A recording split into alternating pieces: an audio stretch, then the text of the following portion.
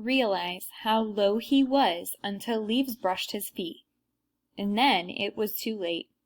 He got stuck in the branches. 15 minutes passed before Arthur and the other boys heard his cries and climbed up to set him free. Stanley would not speak to his brother that evening, and at bedtime, even though Arthur had apologized, he was still cross. Alone with Mr. Lambchop in the living room, Mrs. Lambchop sighed and shook her head. "You're at the office all day having fun," she said. "You don't realize what I go through with the boys. They're very difficult." "Kids are like that," Mr. Lambchop said. "Phases. Be patient, dear." Chapter 4. The Museum Thieves. Mr. and Mrs. O.J. Dart lived in an apartment above the Lambchops. Mr. Dart was an important man, the director of the famous Museum of Art downtown in the city. Stanley Lambchop had noticed in the elevator that Mr. Dart, who was ordinarily a cheerful man, had become quite gloomy, but had no idea what the reason was. And then at breakfast one morning he heard Mr. and Mrs. Lambchop talking about Mr. Dart. "I see," said Mr. Lambchop, reading the paper over his coffee cup, "that still another painting has been stolen from the famous museum. It says here that Mr. O.J. Dart, the director, is at his wits' end." "Oh dear, are the police no help?" Mrs. Lambchop asked. "It seems not," said Mr. Lambchop. "Listen to what the chief of police told the newspaper. We suspect a gang of sneak thieves. These are the worst kind. They work by sneakery, which makes them very difficult to catch. However, my men and I will keep trying. Meanwhile, I hope people will buy tickets for the policeman's ball and not park their cars where signs say don't." The next morning Stanley Lambchop heard Mr. Dart talking to his wife in the elevator. "These sneak thieves work at night," Mr. Dart said. "It is very hard for our guards to stay awake when they have been on duty all day. And the famous museum is so big, we cannot guard every picture at the same time. I fear it is hopeless, hopeless, hopeless." Suddenly, as if an electric light bulb had lit up in the air above his head, giving out little shooting lines of excitement, Stanley Lambchop had an idea. He told it to Mr. Dart. "Stanley," Mr. Dart said, "if your mother will give you permission, I will put you and your plan to work this very night." Mrs. Lambchop gave her permission. "But you will still have to take a long nap this afternoon," she said. "I won't have you up till all hours unless you do." That evening, after a long nap, Stanley went with Mr. Dart to the famous museum.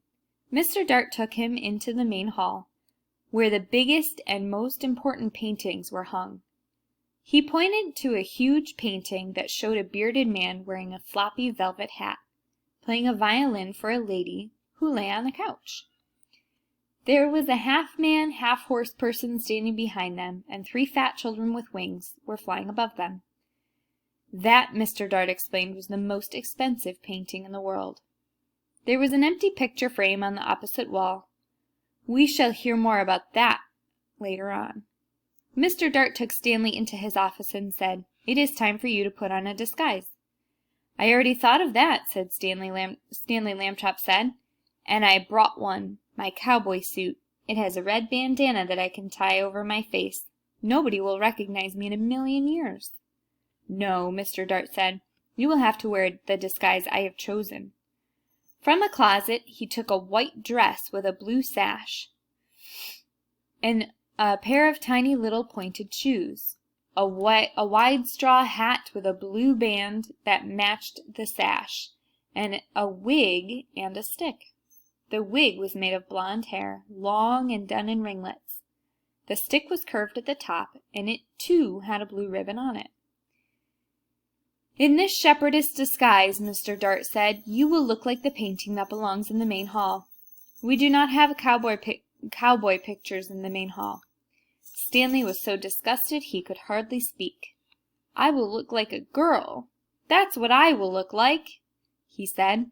"I wish I had never had my idea." But he was a good sport, so he put on the disguise. Back in the main hall, Mr. Dart helped Stanley climb into the empty picture frame. Stanley was able to stay in place because Mr. Dart had cleverly put 4 small spikes in the wall, one for each hand and foot. The frame was a perfect fit.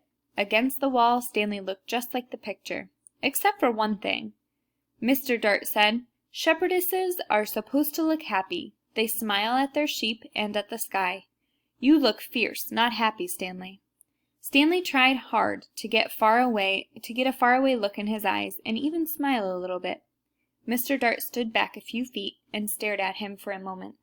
"Well," he said, "it may not be art, but I know what I like."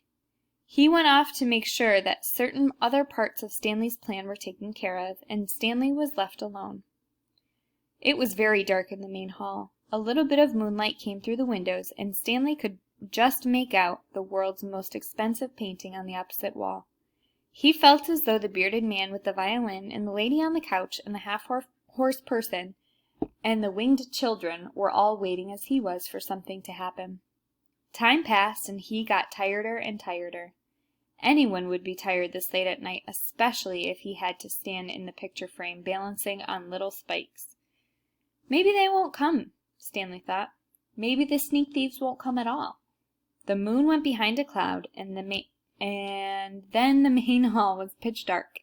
It seemed to get quieter, too, with the darkness. There was absolutely no sound at all. Stanley felt the hair on the back of his neck prickle beneath the golden curls of the wig. Creak!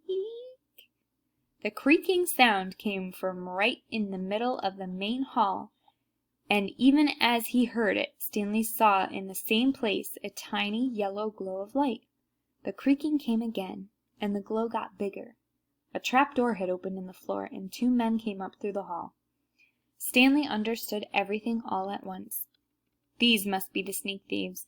They had a secret trapdoor entrance into the museum from outside. That was why they had never been caught. And now tonight, they were back to steal the most expensive painting in the world. He held very still in his picture frame and listened to the sneak thieves. "This is it, Max," said the first one. "This is what the art robbers pull. This is where we, art robbers, pull a sensational job whilst the civilized community sleeps." "Right, Luther," said the other man. "In all this great city there is no one to suspect us." "Ha ha!" thought Stanley Lambtrop. "That's what you think." The sneak thieves put down their lantern and took out the world's most expensive painting off the wall. "What would we do to anyone who tried to capture us, Max?" the first man asked. "We would kill him. What else?" his friend replied. That was enough to frighten Stanley, and he was even more frightened when Luther came over and stared at him. "This sheep girl," Luther said. "I thought that sheep girls were supposed to smile, Max. This one looks scared." Just in time, Stanley managed to get a faraway look in his eyes again and smile, sort of. "You're crazy, Luther," Max said. "She's smiling. And what a pretty little thing she is, too." That made Stanley furious. He waited until the sneak thieves had turned their back to the world's most expensive painting, and then he shouted in his loudest, most terrifying voice, "Police! Police! Mr. Dart, the sneak thieves are here!" The sneak thieves looked at each other. Max, said the first one very quietly. "I think I heard the sheep girl yell." "I think I did too," said Max in a quivery voice. "Oh, boy, yelling pictures! We both need a rest." "You'll get a rest, all right," shouted Mr. Dart, rushing in with the chief police and lots of guards and policemen behind him. "You'll get arrested, that's what! Ha ha ha!" The sneak thieves were too mixed up by Mr. Dart's joke and too frightened by the policemen to put up a fight.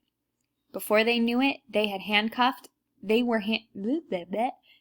been handcuffed and led away to jail. The next morning in the office of the chief of police, Stanley Lambtrop got a medal. The day after that, his picture was in all the newspapers. Chapter 5, Arthur's Good Idea. For a while, Stanley Lambchop was a famous name. Everywhere that Stanley went, people stared and pointed at him. He could hear them whisper all over. Over there, Agnes, over there. That must be Stanley Lambchop, the one who caught the sneak thieves. And things like that. But after a few weeks, the whispering had started and the staring had stopped. People had other things to think about. Stanley didn't mind. Being famous had been fun, but enough was enough. And then came a further change, and it was not a pleasant one. People began to laugh and make fun of him as he passed. "Hello, Super Skinny," they would shout, and even ruder things about the way he looked. Stanley told his parents how he felt. "It's the other kids I mostly mind," he said. "They don't like me anymore because I'm flat, and because I'm different. Flat." "Shame on them," Mrs. Lambchop said. "It is wrong to dislike people for their shapes, or their religion, for that matter, or color of their skin." "I know," Stanley said. "Only maybe it's possible for everybody to like everybody." "Perhaps," said Mrs. Lambchop, "but they can try." Later that night, Arthur Lambchop was woken by the sound of crying. In the darkness, he crept across the room and knelt by Stanley's bed. "Are you okay?" he said. "Go away," Stanley said. "Don't be mad at me," Arthur said. "You're still mad because I let you get tangled that day? You were my kite, I guess?" "Skip it, will you?" Stanley said. "I'm not mad. Go away." "Please, let's be friends." Arthur couldn't help crying a little too. "Oh, Stanley," he said, "please tell me what's wrong." Stanley waited for a long time before he spoke. "The thing is," he said, "I'm just not happy anymore. I'm tired of being flat. I want to be a regular shape again like other people, but I'll have to go on being flat forever. It makes me sick." "Oh, Stanley," Arthur said. He dried his tears on the corner of Stanley's sheet and could think of nothing more to say. "Don't talk about what I just said," Stanley told him. "I don't want folks to worry. That would only make it worse." "You're brave," said Arthur. "You really are." He took hold of Stanley's hand. The two brothers sat in the darkness, being friends. They were both still sad, but each one felt a little better than he had before. And then suddenly, though he was not even trying to think, Arthur had an idea. He jumped up and turned on the light and ran to the big storage box where toys and things were kept. He began rummaging in the box. Stanley sat up in the bed to watch. Arthur flung aside a football and some lead soldiers and airplane models and lots of wooden blocks, and then he said, "Aha!" He had found what he wanted, an old bicycle pump. He held it up, and Stanley and he looked at each other. "Okay," Stanley said at last, "but take it easy." He put the end of the long pump hose in his mouth and clamped his lips tightly about it so that no air could escape. "I'll go slowly," Arthur said. "If it hurts or anything, wiggle your hand at me." He began to pump. At first nothing happened except Stanley's cheeks bulged a bit. Arthur watched his hand, but there was no wiggling signal, so he pumped on. Then, suddenly, Stanley's top half began to swell. "It's working! It's working!" shouted Arthur, pumping away. Stanley spread out his arms so the air could get around inside him more easily. He got bigger and bigger.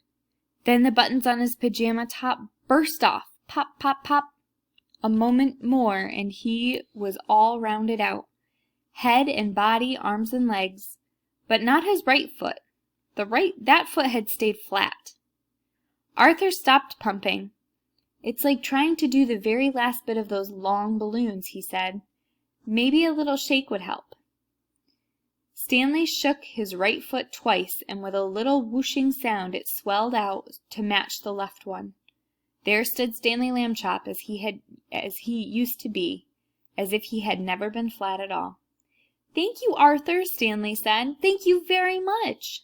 The brothers were shaking hands with when Mr. Lambchop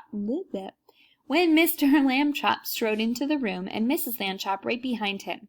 "We heard you," said Mr. Lambchop. "Up and talking when you ought to be asleep, eh? Shame on